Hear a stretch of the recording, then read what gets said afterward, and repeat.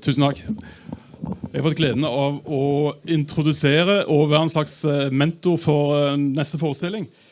Det er rett og slett et forspill vi skal være vitne til. Economics of Sex med Peter Antonioni og Shawna Scott. Nå endrer språk. Welcome to Foreplay with Shawna Scott and Peter Antonioni. Peter is currently a lecturer in management at the UCL School of Management in London. His research interests include the football transfer market and the process of enterprise in technology markets. Peter is also the well-known author of Economics for Dummies. From Seattle and now Dublin, Ireland, Shawna Scott. Shawna is the owner of Sexkjøp. Is that correct? Yeah.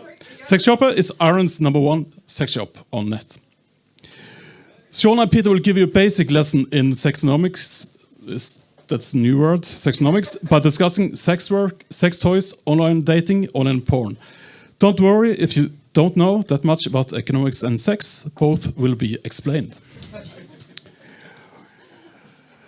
This event is the half an hour foreplay. The major event is at Kverlandkatedralen Stignere at 10 p.m. klokka 22 på Stignere. So, Shawna and Peter, the floor is yours. Welcome.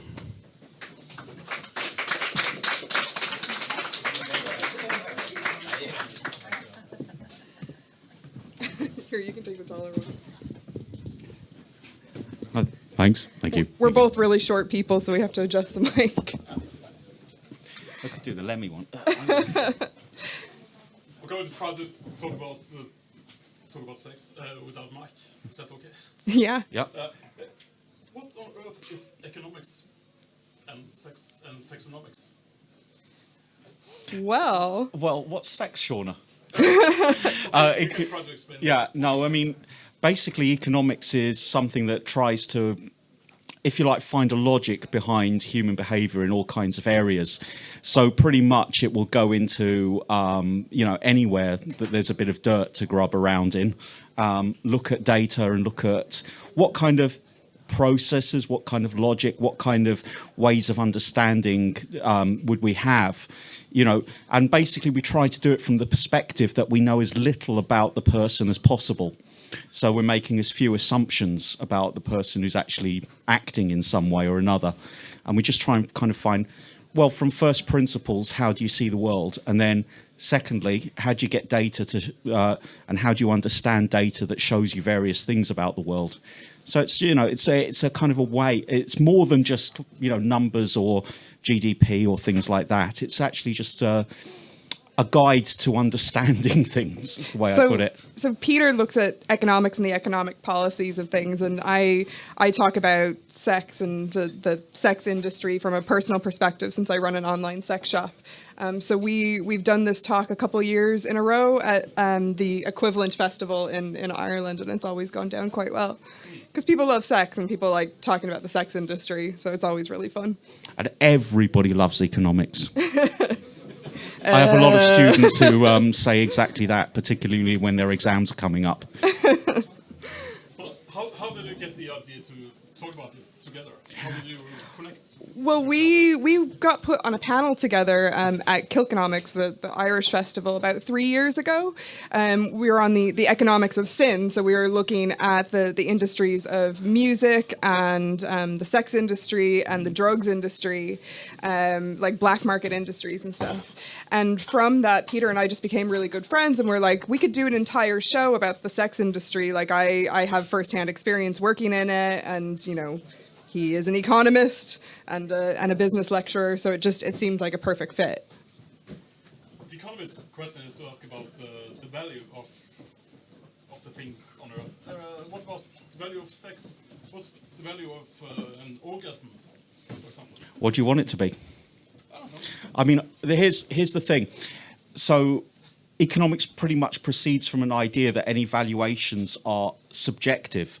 So there's no real comparison between what you value an orgasm at and what I value an orgasm at, or what the Dalai Lama does, or what, John Holmes does, or anything like that. It's basically that that's something that we know is going to be really what that person does. And it's not really an interesting question to us to ask, why do you value it? The more interesting question is, what's the consequence of you valuing it? So, for example, if you are a person who values a sexual experience very highly over, say, reading a good book, that's going to be, something that if there are more people like you across a population, that's going to show up in the book market and in all of the various sexual services markets. And that's kind of more interesting to us, what the consequences of actions are, rather than the reason why you do it. So really, it's like the cultural implications as well. Cultural implications are good, but we've got something we want to, again, not judge necessarily that there is a culture in this way or a culture that way. We want to kind of just see, where can we determine that it seems like some general benefit is created or not. So it's a bit of a funny thing. I mean, because a lot of people project onto economists what we think about people. And actually, the thing we think about people is that people have as many valuations as there are people. And you're not wrong in doing that. Do you just see people as data points? Like personally? Or yeah, in a way, yeah. Like personally. All right, no, I don't personally. But I'll make an argument that what I'm actually saying is actually quite a spiritual position, right? I'm not judging one way or another. I'm just seeing what comes out of it. Mm-hmm. And I'm just going to look at that in the face, whatever it is, whether it's, sex, drugs, oil, it doesn't matter. Mm-hmm. It's just something to be looked at in one way or another. But sex is also an industry. It's the legal industry. Yeah. Oh, like both. It's a funny industry because there's elements of it that are legal and legal in certain jurisdictions, and then there's elements of it that are illegal in certain jurisdictions as well. So it's this weird kind of blending of legal and black market. It's interesting. But to get what the morality in this? In Norway, we have a strict, we have some strict morality on the topic of sex. Sex work, yeah. What's it like in Ireland? Yeah, Ireland actually just they just recently passed a law in the last year, and it was based on the Nordic model, whereby they've started to criminalize the purchasing of sex.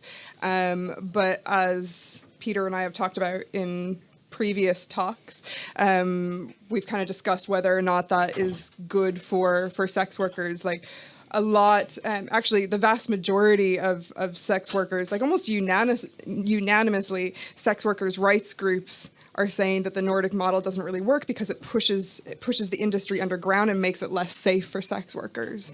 And you're certainly seeing that in Ireland, where sex workers are being like targeted, ones that are being like working consensually basically are being targeted at the same level as people who are legitimately being trafficked and in the worst situations possible. So then you have what is the value of the police's time and effort and funding going into you want to talk a little bit about that? Yeah, I mean, kind of like trailer for later content. There's a lot of data points, if you like, from Alaska on this. And actually, one of the things that's happened there is gross corruption by law enforcement, pretty much. Constant harassment. And as far as anyone can tell, prostitution still goes on. It's just that it's a far worse life to be one. To be a prostitute there. So that's one aspect of it that we've found actually from a lot of evidence. If you're asking, what's the British attitude? Well, British attitude on everything is at the simultaneously, whatever it is, we're against it. And on the other hand, there is nothing that we can't sexualize. I mean, if Shawna would say that's a chair over there, I'll say, oh, I bet it is. It's just a very weird kind of British way of thinking about it. We have the same problems because prostitution is completely legal in Britain, but living off immoral earnings. So if you share premises, you can be arrested and put away for 5 years. That's the same in Ireland as well. And these are actually quite crazy rules because they make the equilibrium that emerges, the least safe for all involved, as far as I can see. I think one of the craziest laws we have in Ireland is you can't have.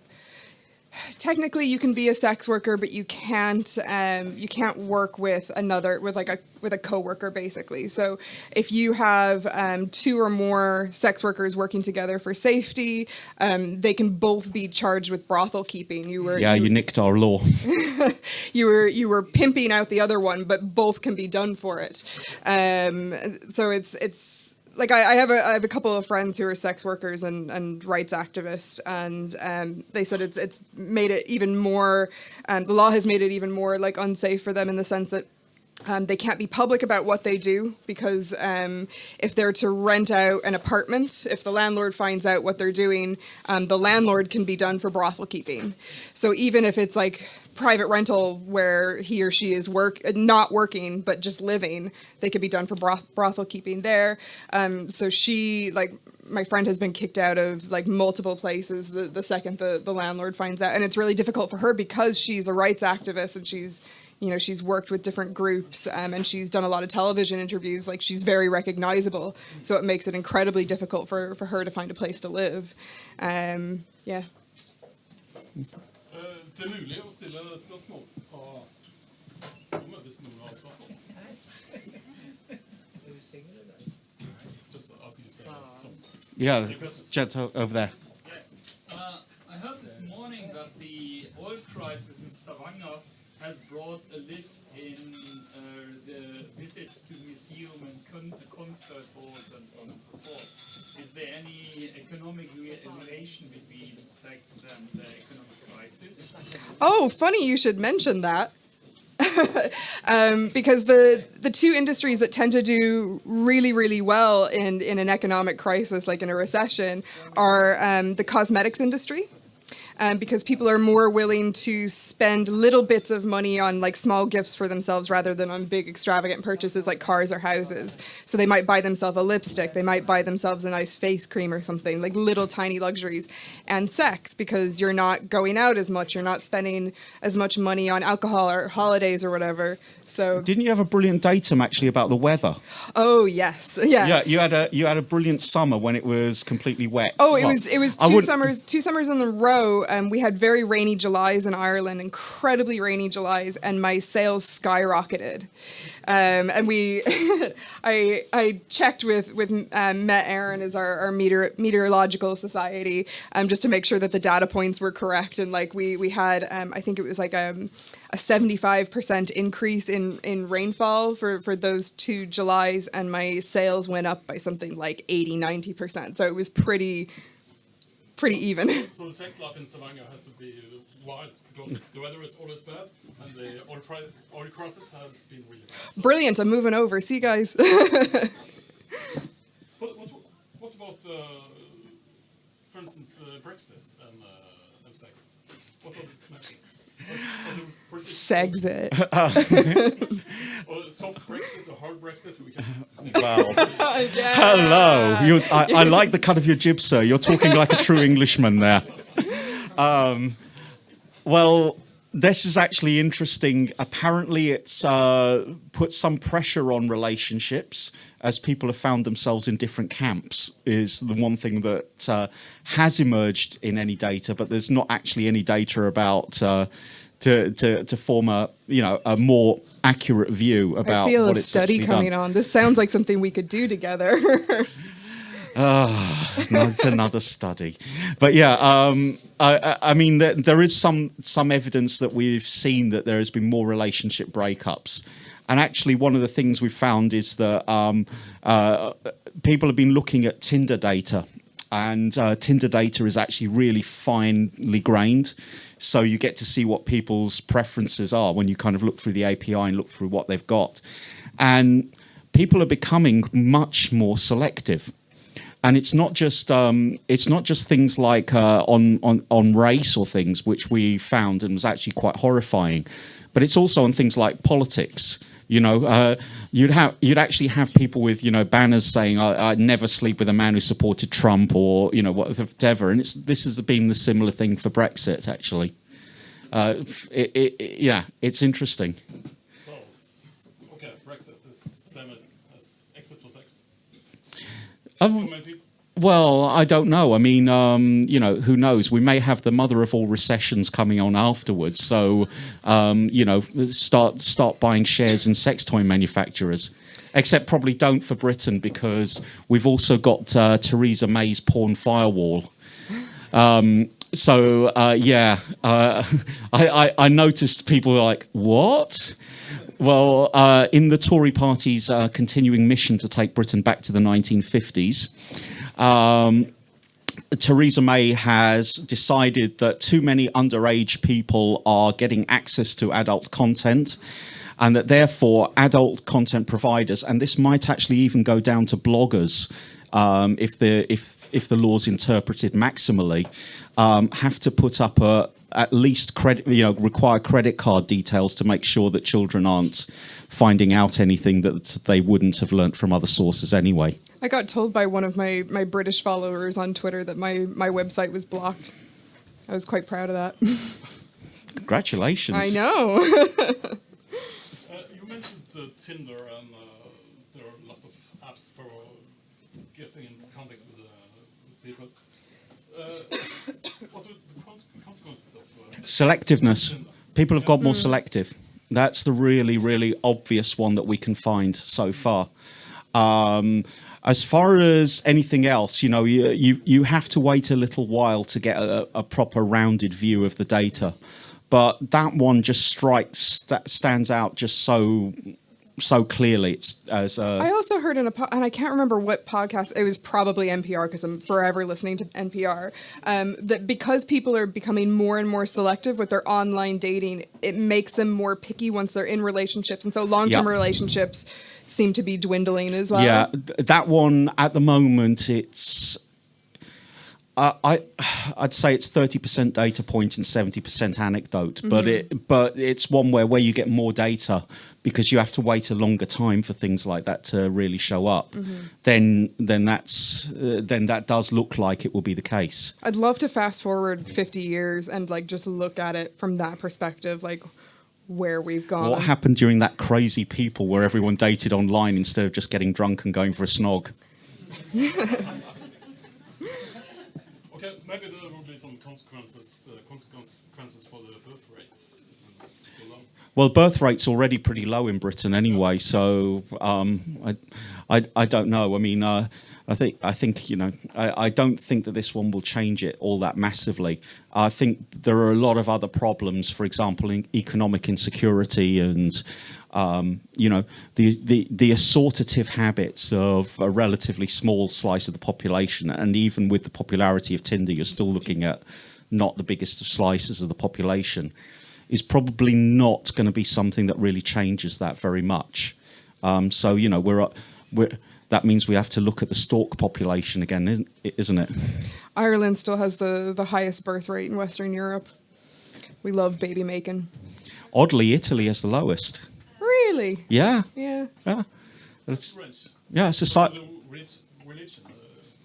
society that loves its bambini, but actually it's also economic consequences there. I mean, Italy's had pretty much no economic growth since it joined the euro, let alone during the financial crisis.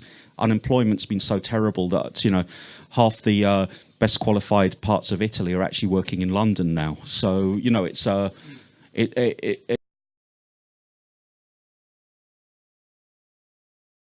do to kind of support families or to make people less economically insecure actually tends to have, or you know, or to ease the burden of child rearing or to share it out better.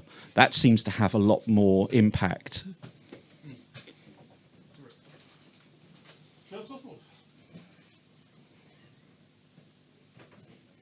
We won't bite. We're very nice people.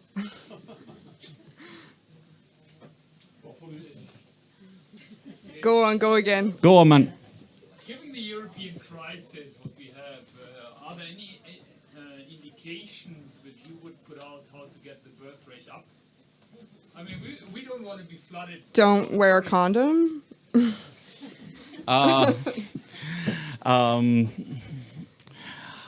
I'd say that actually you have to tackle the crisis is the answer, because it's also a function of, so if you're insecure, you don't form a family. You know, if it's hard to get housing, then that becomes a problem. If you have an extra child on the way and you can't go up to a bigger premises to, you know, to fit them in. Job security. Job security. If you're really worried about your job the whole time, you know, you're not going to be making babies, are you? And so actually, I do think that there is a very strong case for having, you know, a more equal society and a less insecure one. And I think that one of the consequences of that might be actually that your birth rate picks up a bit.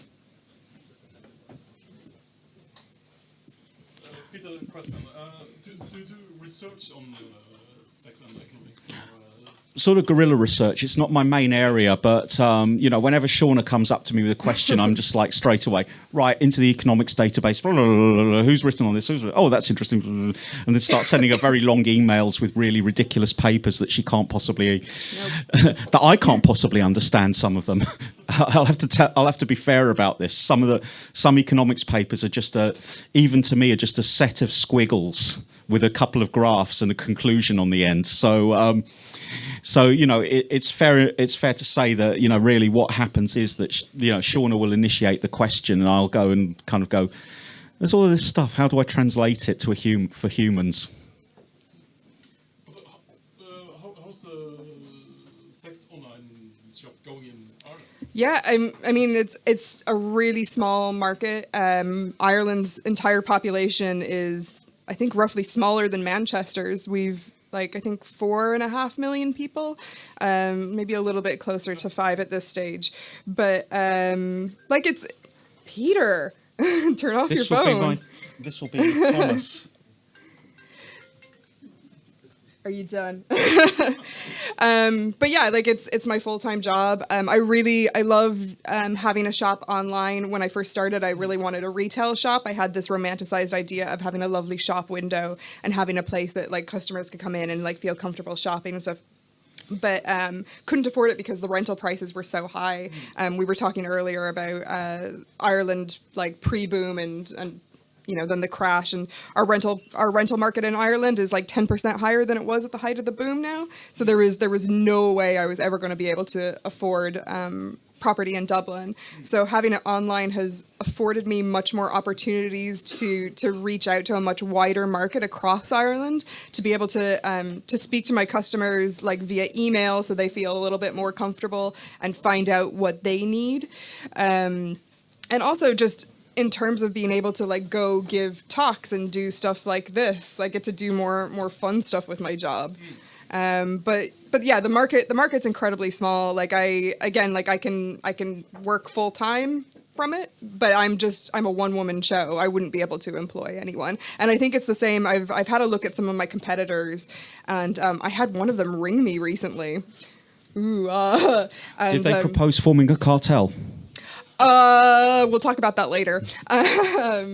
Not that I would go for that anyway. I kind of love my own business, but yeah, from what the information that they gave me, and they've been in the industry a little bit longer than I have, we're kind of on a similar playing field in terms of profit margins and stuff. So that was kind of nice to know that I, getting that information, that I'm sort of on the right track. Yeah. Good enough. We are running out of time. Maybe 2 minutes left. Okay. Any more questions from the audience?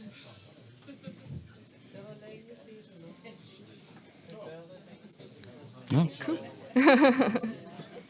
Maybe it's too early. Okay, thank you, Shawna and Peter. And, Thank you. Thank you. Selve showet på Café Sting, som klokka 22 på Sting nede. Fra Landkvartalet. 10 o'clock. Hope to see you guys there.